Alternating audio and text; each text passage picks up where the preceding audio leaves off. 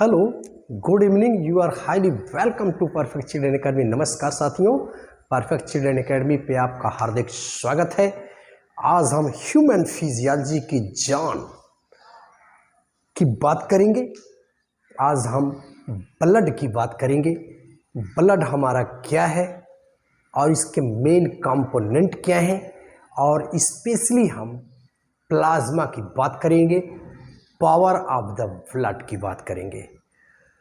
तो आइए देर न करते हुए सीधे हम चलते हैं लेक्चर की तरफ। हम ब्रीफली और ट्रिकली इसको समझने की कोशिश करेंगे।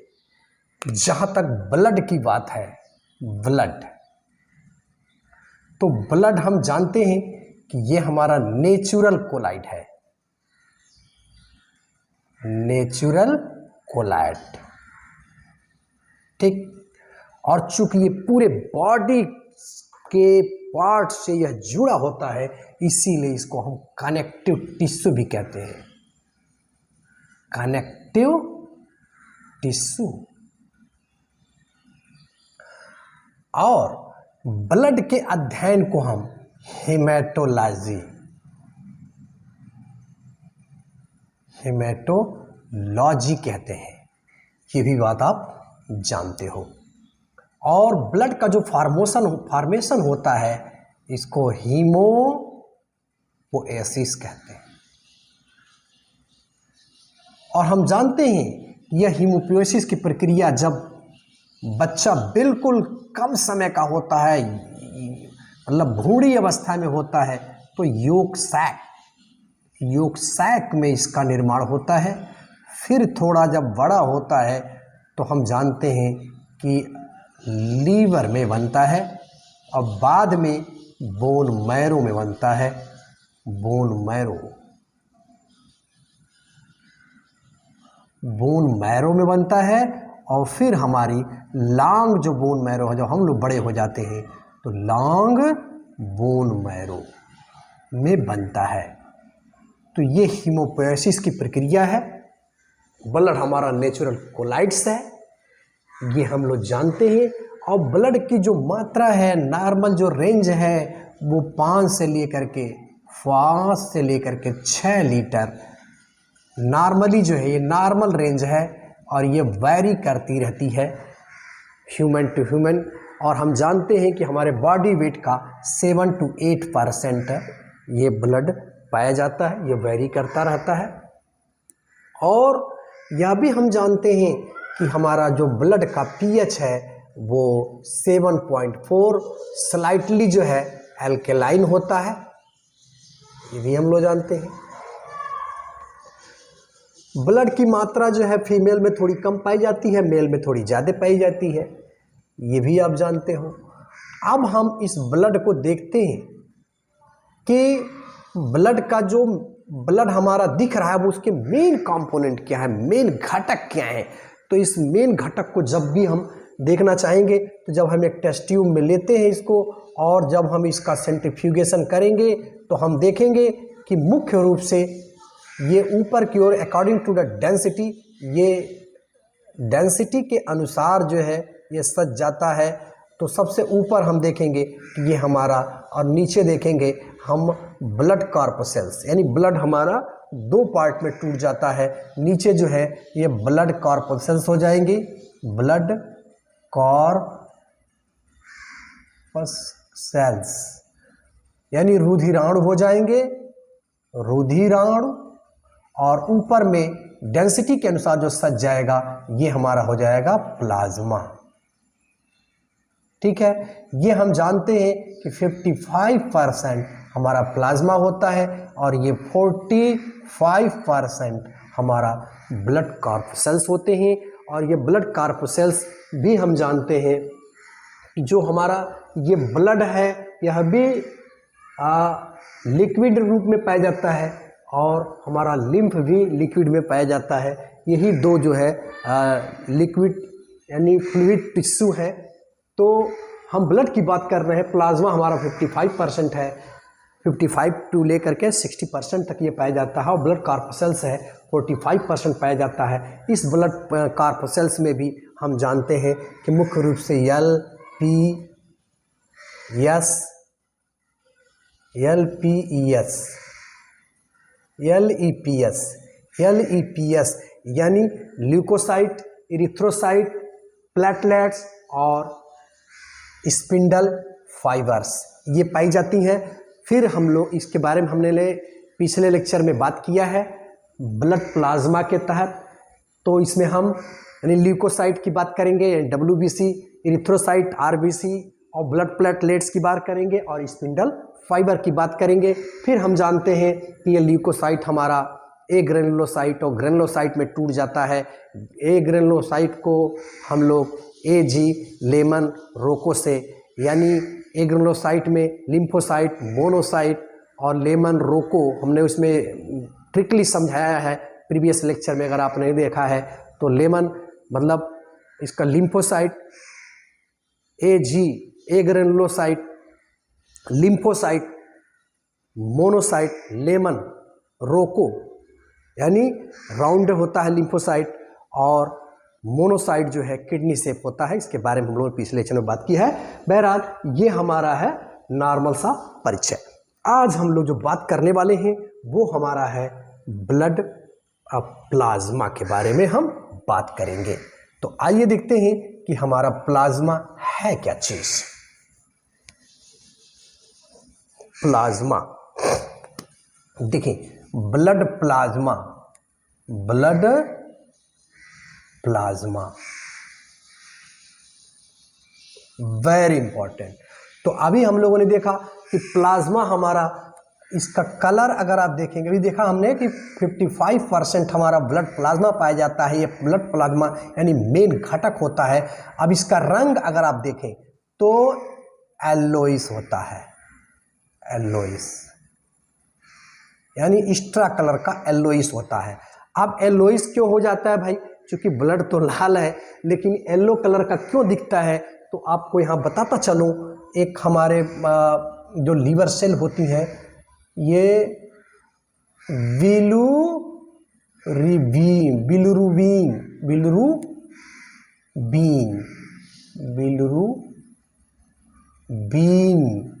नाम का पिगमेंट होता है।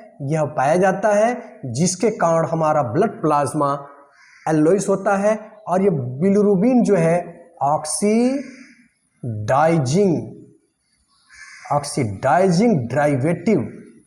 Derivative of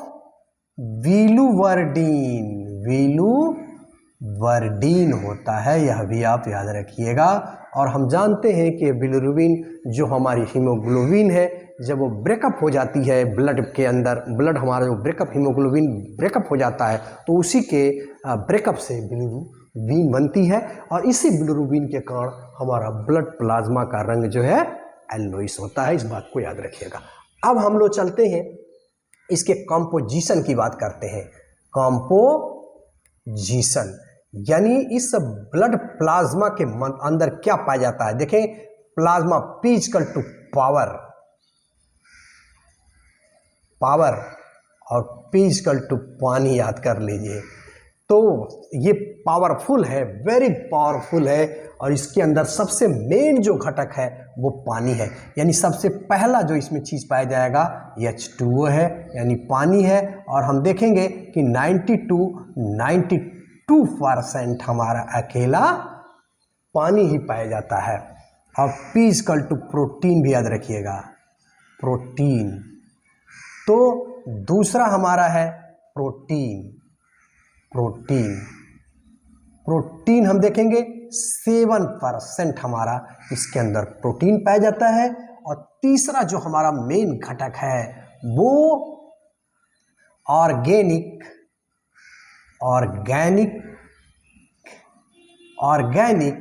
substances and inorganic की हम बात करेंगे। इनऑर्गेनिक सब्सटेंसेज में 1% ये पाया जाता है। तो इस तरह से ये हमारा कंपोजिशन है, एक जनरल कंपोजिशन है ब्लड प्लाज्मा के अंदर। अब हम लोग एक एक को करके देखते हैं। तो पानी की तो आप जानते ही हैं कि पानी हमारा मेन सॉल्वेंट है। इसके अंदर हर चीज़ें डिजॉल्व होती हैं अब हम लोग बात करेंगे सबसे महत्वपूर्ण जो इसके अंदर पाई जाती है चीज़, वो हम दूसरे प्रकार की बात करेंगे, हम प्रोटीन की बात करेंगे। Protein very important. तो प्लाज्मा के अंदर जो प्रोटीन है वो काफ़ी महत्वपूर्ण भूमिका निभाता है। अगर इसके अंदर प्रोटीन की कमी हो जाएगी तो हमें क्या हो जाता है, ओडीमा हो जाता है। ओडीमा यानी ये प्रोटीन, अभी हम लोग देखते हैं कि किस तरह के प्रोटीन है। ये प्रोटीन क्या करते हैं, यानी ब्लड के अंदर जो वाटर है उसको रिटेन करके रखते हैं। अगर इसकी कमी हो जाती है तो वो वाटर बाहर निकल करके टिश्यू में कलेक्ट हो जाता है, जिसके कारण उन टिश्यू में स्वेलिंग आ जाती है और सूजन हो जाने के कारण इसको हम ओडीमा कहते हैं। तो इसलिए आप देखेंगे कि जिसके अंदर यह प्रोटीन, इन प्रोटीनों की कमी होती है, उसके हाथ पैर शरीर सूज जाते हैं, ओडीमा हो जाती है। तो इससे बचने के लिए हमें इस प्रोटीन को ध्यान में रखना पड़ेगा। तो हम देखेंगे कि इसके अंदर कौन कौन से प्रोटीन पाए जाते हैं, उनके नाम को हम कैसे ट्रिकली याद रखेंगे और कैसे बनते हैं, आइए उसको देखते हैं। तो देखिए, एक इसके अंदर एक ट्रिक हम आपको बताते हैं। आल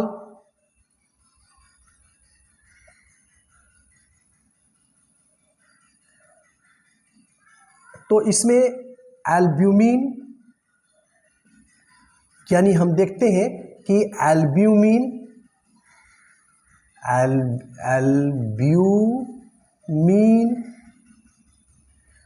फाइब्रोनोजेन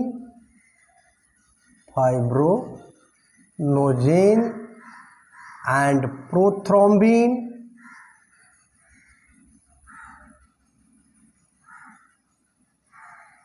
ग्लोबुलिन, ये हमारे क्या होंगे, मेन प्रोटीन होंगे। तो ये हमारे मेन प्रोटीन है, इनको हम कैसे याद रखें, एक ट्रिक के माध्यम से। देखिए, all profile made live, all profile made live. तो इससे क्या हुआ, all profile made live glowing.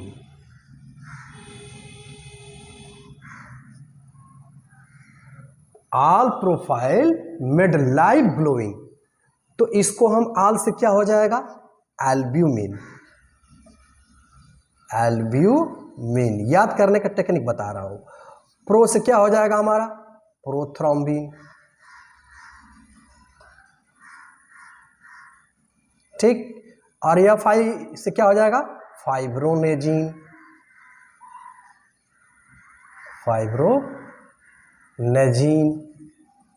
और मेड माने बनते हैं, लाइव से हो जाएगा हमारा लीवर। कहां बनेंगे, सभी लीवर में बनते हैं। और ग्लोविंग का मतलब ग्लोबुलिन, ग्लोविन। तो इस तरह से हम देख रहे हैं कि ये हमारे प्रोटीन है, यानी एल्ब्यूमिन, प्रोथ्रोम्बिन या फाइब्रोनेजिन, ग्लोबुलिन। और इसको शॉर्टली याद करेंगे, all profile made live glowing. मतलब ऑल से एल्ब्यूमिन, प्रोफाइल से प्रोथ्रोम्बिन, फाइल से फाइब्रोनेजिन, मेड माने बनते हैं, लाइव माने लीवर से, लीवर के अंदर बनते हैं, और ग्लोविंग मतलब ग्लोबुलिन। तो ये हमारा एक याद करने का तरीका हुआ। अब हम लोग एक एक को करके देखते हैं। अब ये प्रोटीन के बारे में हम लोग बात करेंगे। सबसे पहले हम बात करेंगे जो हमारा पहला प्रोटीन है, एल्ब्यूमिन। आइए देखते हैं ये कैसे महत्वपूर्ण रोल प्ले करता है। एल्ब्यूमिन के बारे में हम बात करते हैं। तो देखिए, पहला सबसे वेरी इंपॉर्टेंट जो प्रोटीन है, एल्ब्यूमिन, वेरी इंपॉर्टेंट। हम जानते हैं कि यह एल्ब्यूमिन जो है सबसे महत्वपूर्ण प्रोटीन है। ये पहला पॉइंट आप याद रखेंगे, फास्ट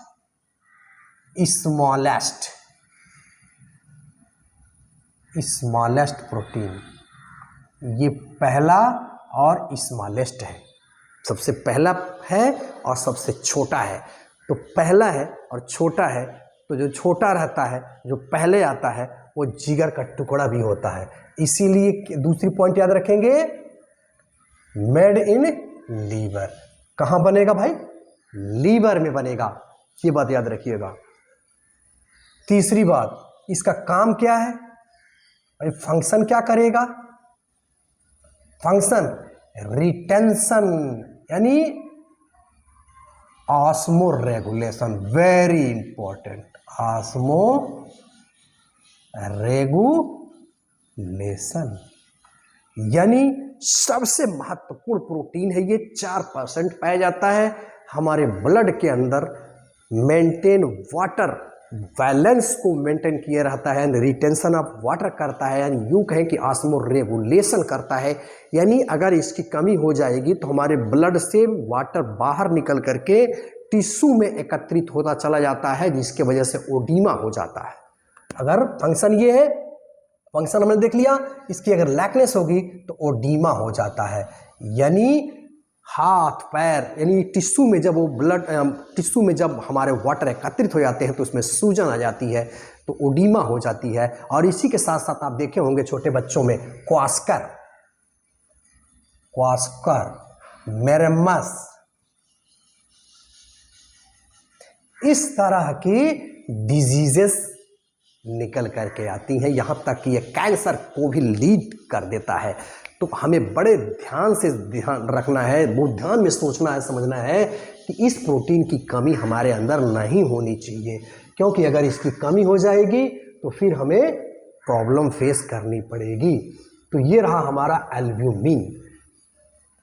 अब हम चलते हैं दूसरे प्रकार के प्रोटीन की तरफ। हमारे समझ से एल्ब्यूमिन को आप समझ गए कि ये फर्स्ट स्मॉलेस्ट प्रोटीन है, लिवर के अंदर बनता है, ऑस्मो रेगुलेशन का काम करता है, इसके कमी से ओडीमा हो जाती है, क्वास्कर या मेरेमस हो जाता है। अब हम दूसरे प्रोटीन की बात करेंगे, हमारा है प्रोथ्रोम्बिन। इसको हम क्लॉटिंग प्रोटीन भी कहते हैं, प्रोथ्रोम्बिन एंड फाइब्रोनेजिन, वेरी इंपॉर्टेंट। तो ये आप देखेंगे जैसे स्मॉलेस्ट था, ये हमारा हो जाएगा लार्जेस्ट प्रोटीन हो जाएगा। ये बात आप ध्यान रखें, ये लार्जेस्ट प्रोटीन हो जाएगा। अब दूसरी बात, तो यह भी हमारा कहाँ बनेगा? लीवर में बनेगा। लीवर सेल इसको बनाती है। काम क्या है भाई? इसका काम क्या होगा? ब्लड क्लॉटिंग, यानी जब हमें चोट लग जाती है या सर्जरी होती है या कट जाता है तो ब्लड की क्लॉटिंग में ये महत्वपूर्ण रोल प्ले करेगा। और अगर इसकी कमी हो गई तो क्या हो जाएगा? हीमोरेज हो जाएगा।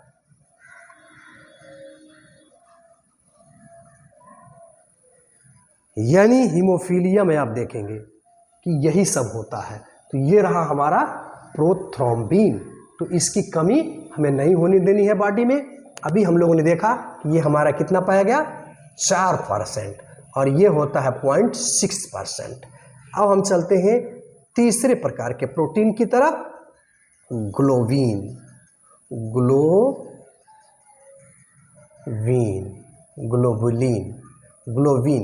Very important. आज ये हमारे जो ग्लोबिन है ये 2 प्रकार के हो जाते हैं, अल्फा ग्लोबुलिन, बीटा ग्लोबुलिन और गामा ग्लोबुलिन, वेरी इंपॉर्टेंट।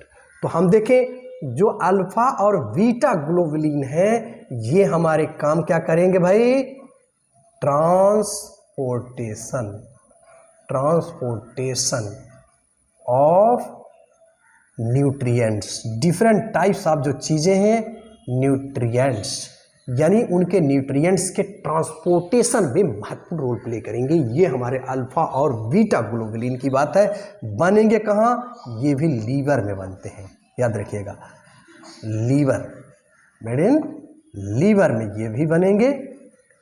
और gamma globulin, very important, gamma globulin को इसको हम इम्यूनोग्लोबुलिन ग्लोबुलिन भी कहते हैं। और ये बनेंगे कहाँ? ये बनेंगे प्लाज्मा सेल के माध्यम से। प्लाज्मा सेल वेरी इंपॉर्टेंट, ये प्लाज्मा सेल के अंदर बनेंगे और क्या करेंगे? इम्यूनोग्लोबिन यानी एंटीबॉडी का काम करते हैं, हमारे बॉडी के अंदर प्रतिरक्षी तंत्र का काम करते हैं। और ये कितने पाए जाएंगे? तो 2.4% ये हमारे पाए जाते हैं। तो इस तरह से एल्ब्यूमिन, प्रोथ्रोम्बिन या फाइब्रोनेजिन, ग्लोबुलिन 2.4%, इसमें transportation of nutrients alpha and beta globulin का काम करते हैं। और गामा ग्लोबुलिन वेरी इंपॉर्टेंट, ये इम्यूनोग्लोबुलिन के नाम से जाना जाता है। ये प्लाज्मा सेल के माध्यम से बनता है।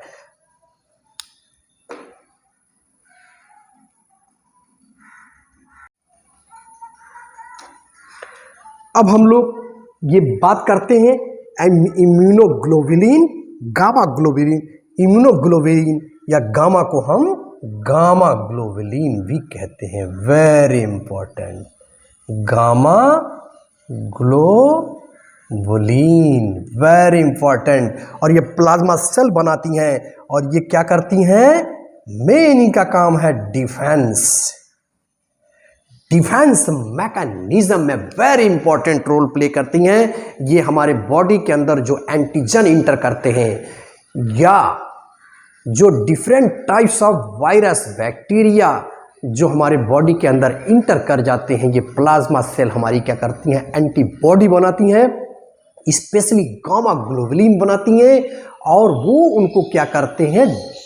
किल कर देते हैं, डिस्ट्रॉय कर देते हैं, नष्ट कर देते हैं। इसको हम लोग कमिंग लेक्चर में बात करेंगे कि ये हमारा इम्यूनोग्लोबुलिन कितने प्रकार के होते हैं और how they defence our body. लेकिन थोड़ी सी बातें हम इसके टाइप्स के बारे में जानते हैं, आइए देखते हैं। अब हम जानते हैं कि ये जो हमारा गामा ग्लोबुलिन है, गामा पहलवान जैसे हमारे देश के बहुत ही मशहूर एक पहलवान रहे हैं, कभी थकते नहीं थे, छोटा सा कद था लेकिन हमेशा विजयी हुआ करते थे, उनको रुस्तम हिंद भी कहा जाता है। ठीक इस तरह से गामा ग्लोबुलिन करते क्या है? ये 5 प्रकार के हो जाते हैं। थोड़ी सी टाइप्स ऑफ हम gamma globulin types of gamma globulin को देख लेते हैं। आइए देखें, तो इसको हम याद करेंगे शॉर्टकट में गाम दे, यानी जो बैक्टीरिया, वायरस या एंटीजन हमारे बॉडी के अंदर इंटर करते हैं, बहुत खुश रहते हैं, बहुत मौज मस्ती में रहते हैं कि खूब खाने पीने को मिलेगा, उनको गामा में बदल देते हैं, ये गामा ग्लोबुलिन। तो इनके टाइप्स को थोड़ा आइए हम देख देते हैं। तो गाम दे से याद करेंगे IgM,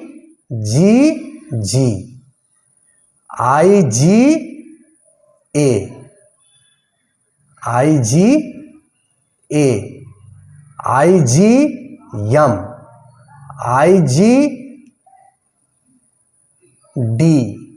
और IgE,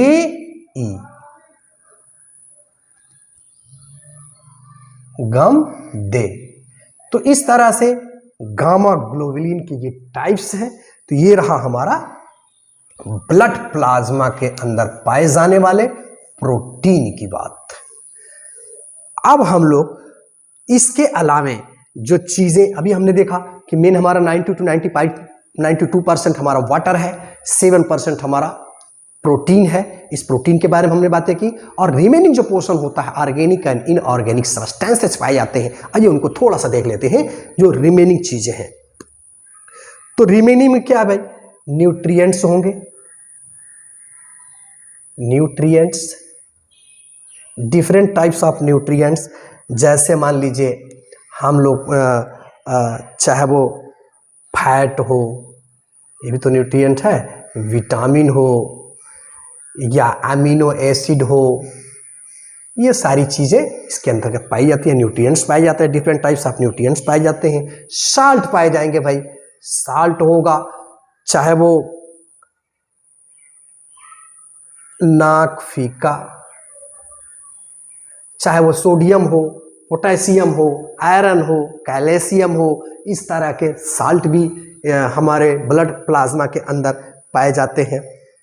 और ऑर्गेनिक सब्सटेंसेज में अगर हम लोग देखेंगे तो जैसे हमारा ग्लूकोज हो गया, विटामिन हो गया, ये सारी चीज़ें हमको देखने को मिलती हैं। इसी तरह से अगर हम एक्सक्रीटरी प्रोडक्ट की बात करें, एक्सक्रीटरी मटेरियल की बात करें, तो यूरिया हो गया, अमोनिया हो गया, ये सारी चीज़ें हमारे ब्लड प्लाज्मा में होती हैं, जिसको ब्लड प्लाज्मा के थ्रू जो है हम लोग देखेंगे कि किस तरह से यूरिया अमोनिया किडनी के पास जा कर के उसको प्यूरिफाई करके हमारे बॉडी से बाहर उसको निकालने में महत्वपूर्ण रोल प्ले करती हैं यूरिया, अमोनिया।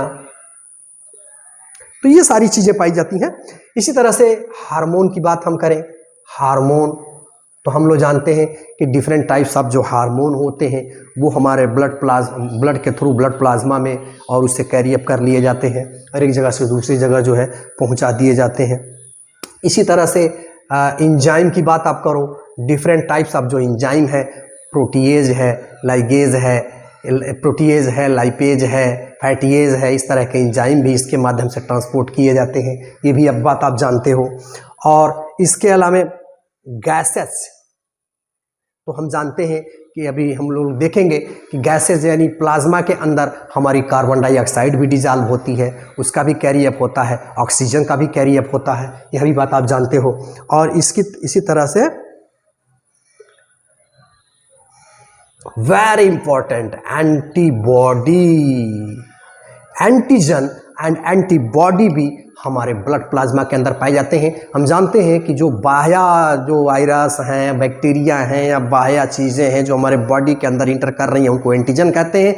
और उस एंटीजन को न्यूट्रलाइज करने के लिए, उसकी विषाक्तता को रिमूव करने के लिए, डिस्ट्रॉय करने के लिए हमारे ब्लड प्लाज्मा के अंदर ही एंटीबॉडी, इम्यूनोग्लोबुलिन बनते हैं जिसको डिस्ट्रॉय कर देते हैं। तो ये सारी चीज़ें घटक रहीं। अब हम लोग शॉर्टली जो है ब्लड प्लाज्मा के वर्क को देख लेते हैं, कार्य को देखते हैं। आइए देखते हैं सबसे महत्वपूर्ण कार्य हमारा ब्लड प्लाज्मा का क्या है। सबसे पहला हम देखते हैं ट्रांसपोर्टेशन।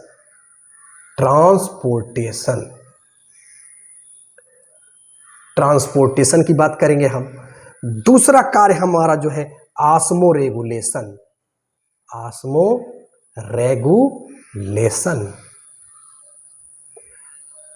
तीसरा हम देखेंगे ब्लड लॉस। चौथा हम देखेंगे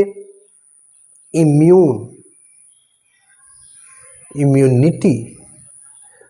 पांचवा हम कार्य देखेंगे पीएच, मेंटेनेंस ऑफ पीएच। छठा काम हम देखेंगे डिस्ट्रीब्यूशन ऑफ टेम्परेचर। और सातवां कार्य हम अगर इसका देखें तो एक्सक्रीशन। और आठवां काम हम अगर देखें तो CO2 का रिमूवल। तो ये सारे काम जो है हमारा एक ब्लड प्लाज्मा के थ्रू होता है। सबसे पहले हम ट्रांसपोर्टेशन की बात करते हैं। हम जानते हैं कि इसी ब्लड प्लाज्मा के अंदर चूँकि पानी है, पानी के अंदर जो डिफरेंट टाइप्स ऑफ न्यूट्रिएंट्स हैं, different types of organic and inorganic जो सब्सटेंसेज हैं, उन हार्मोन हैं, उन सभी का कैरी अप होना है, एक जगह से दूसरी जगह का ट्रांसपोर्टेशन इन्हीं के माध्यम से होता है। हम लोग आगे देखें तो ये हमारा ट्रांसपोर्टेशन में बहुत ही महत्वपूर्ण रोल प्ले करता है ब्लड प्लाज्मा। हमारा दूसरा है हमारा ऑस्मोरेगुलेशन। अभी हमने देखा कि इसके अंदर जो प्रोटीन पाई जाती है वो रिटेन करती है, स्पेशली जो है एल्ब्यूमिन नाम की जो प्रोटीन पाई जाती है वो क्या करती है, वाटर को रिटेन करती है ब्लड के अंदर। अगर इसकी कमी हो जाती है तो वो ब्लड से वाटर निकल करके डिफरेंट टाइप्स ऑफ जो टिश्यू है उसमें कलेक्ट हो जाता है, इसके वजह से सेलिंग आ जाती है। तो ये हमारा वाटर रिटेंशन का काम करता है, यानी ऑस्मोरेगुलेशन का काम करता है हमारा प्लाज्मा। अगली बात हम देखेंगे ब्लड लॉस। और ब्लड प्लाज्मा के अंदर ही हम जानते हैं कि प्रोथ्रोम्बिन और फाइब्रोनेजिन नाम के जो हमारे प्रोटीन हैं, जब हमको चोट लग जाती है या ऑपरेशन होता है या कहीं कट जाता है तो ये क्या करते हैं, तुरंत उसको क्लॉट कर देते हैं। क्लॉटिंग के बाद हमारा ब्लड लॉस जो है रुक जाता है, जिसकी वजह से हमें एक्सेस ब्लड लॉस से बच जाते हैं। तो ये हमारा है ब्लड लॉस में काम करता है। और इम्यूनिटी की अभी हम लोगों ने बात की, इसके अंदर इम्यूनोग्लोबिन पाया जाता है और इसके हमारे इम्यूनिटी को मेंटेन किए रहता है। अगर इसकी कमी हो जाती है तो हम आदमी जो है जनरली बहुत ज़्यादा बीमार पड़ने लगता है और सीरियस इंजरी में तो क्या कहने हैं। तो ये हमारा इम्यूनिटी को मेंटेन किए रखता है। और pH buffer act as a buffer का भी काम करता है, यानी पीएच को मेंटेन करता है। हमारा पीएच अगर बढ़ जाएगा या घट जाएगा बहुत तो भी हमें प्रॉब्लम क्रिएट होगी। तो ये ब्लड प्लाज्मा हमारा पीएच को भी मेंटेन किए रहता है। तो ये बात याद रखिएगा। और डिस्ट्रीब्यूशन ऑफ टेम्परेचर, हमारे बॉडी के अंदर कहीं हीट ज़्यादा है तो ये ब्लड प्लाज्मा के थ्रू जब ब्लड एक जगह से दूसरी जगह चलता है तो डिस्ट्रीब्यूशन ऑफ टेम्परेचर, यानी टेम्परेचर का डिस्ट्रीब्यूशन भी हो जाता है। इस तरह से मेंटेनेंस ऑफ टेम्परेचर डिस्ट्रीब्यूशन का भी ये काम करता है। नेक्स्ट बात हम याद रखेंगे एक्सक्रीशन, यानी एक्सक्रीशन में महत्वपूर्ण रोल प्ले करता है। स्पेशली आप देखेंगे ब्लड प्लाज्मा के थ्रू जो है किस तरह से कार्बन डाइऑक्साइड का एक्सक्रीशन होगा, बाहर निकाला जाता है, हम लोग देखेंगे। और इसी तरह से कार्बन डाइऑक्साइड का, यानी विभिन्न प्रकार के जो एक्सक्रीटरी सब्सटेंसेज हैं, यूरिया, अमोनिया, ये सारी चीज़ें भी इसके ब्लड प्लाज्मा में घुल जाती हैं और उसको बाहर निकालने में मदद करती हैं। इस तरह से कार्बन डाइऑक्साइड हम जानते हैं कि प्लाज्मा के अंदर घुल जाती है और घुल करके हमारे नाक से बाहर की तरफ निकाल दी जाती है। एक बात और आपको यही ध्यान में दिलाता चलूँ कि जो बिलिरुबिन की बात मैं कर रहा था, इसका येलोइश कलर है, तो वो जो हमारा हीमोग्लोबिन है, यही हीमोग्लोबिन जब टूट जाता है तो बिलिरुबिन बनता है। और बिलिरुबिन आप सोच रहे होंगे कि वो पानी के अंदर घुल क्यों नहीं जाता है, तो वो वाटर के अंदर डिजॉल्वेबल नहीं है, इसीलिए प्लाज्मा के अंदर वो तैरता रहता है और डिजॉल्व नहीं होता है। और हमारे ब्लड प्लाज्मा का जो कलर है वो येलोइश, स्ट्रॉ येलोइश होता है। तो ये रहा brief description about blood plasma. Coming lecture में हम बात करेंगे इम्यूनोग्लोबिन के बारे में, उनके टाइप के बारे में और उसके प्रत्येक के फंक्शन के बारे में। मुझे उम्मीद है कि लेक्चर आपको पसंद आया होगा। इस चैनल पे आप नए हैं तो चैनल को सब्सक्राइब करें, लाइक करें, कमेंट करना बिल्कुल ना भूलें। Thanks for watching.